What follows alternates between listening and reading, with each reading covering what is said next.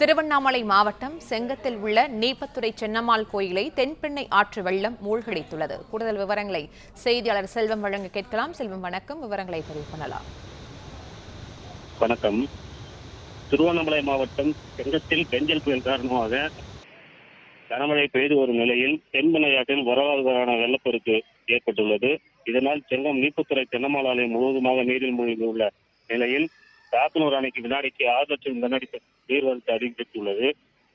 செங்கம் அடுத்த தென்பெண்ணை ஆற்றின் நடுவில் ஸ்ரீ தென்னம்மாள் ஆலயம் அமைந்திருக்கும் நிலையில் தற்போது பெய்து வரும் கனமழையால் ஆலயம் ஆற்று வெள்ளத்தில் முழுவதுமாக மறைந்துள்ள நிலையில் வரலாறுகான வெள்ளப்பெருக்கு ஏற்பட்டுள்ளதால் திருவண்ணாமலை மாவட்டம் செங்கம் அடுத்த சாத்தனூர் அணைக்கு வினாடிக்கு 1,68,000 கனஅடி தண்ணீர் அதிகரித்து வருகின்றன. சாத்தனூர் அணையின் பாதுகாப்பு கருதி அணைக்கு வரும் 1,68,000 கனஅடி நீரை அப்படியே வெளியேற்றப்பட்டு வருவதாக பொதுப்பணித்துறை அதிகாரிகள் தெரிவித்துள்ளனர்.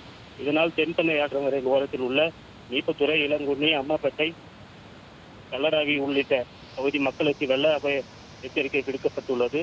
மேலும் திருவண்ணாமலை, விழுப்புரம், திருக்கோயிலூர் மாவட்ட தென்பெண்ணை ஆற்றங்கரை ஓர உள்ள பொதுமக்கள் மக்களுக்கும் கரையோரம் உள்ள மக்கள் பாதுகாப்பான இடங்களுக்கு செல்ல அறிவுறுத்தப்பட்டு வருகிறது.